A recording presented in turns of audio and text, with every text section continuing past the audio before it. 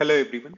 Today we are going to talk about constructors and destructors in base and derived classes, part of programming in C++ course. In C++, both base and derived classes can have their own constructors and destructors. And the constructors and destructors of the base class are automatically called when an object of the derived class is created or destroyed.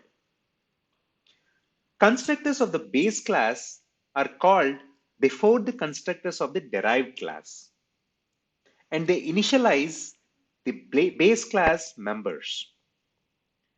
Destructors of the base class are called after the destructors of the derived class, and they clean up the base class members.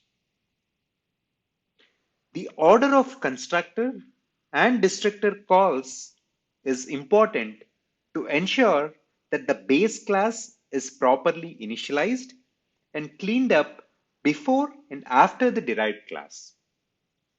Here is an example of constructors and destructors in base and derived classes in C++.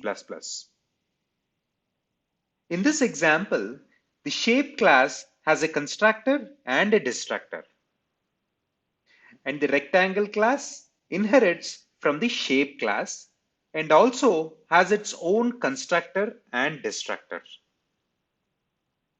When an object of the rectangle class is created and destroyed, the constructors and destructors of both the shape class and rectangle class are called in the correct order, as specified by the output. Hope this was helpful. Thank you for watching.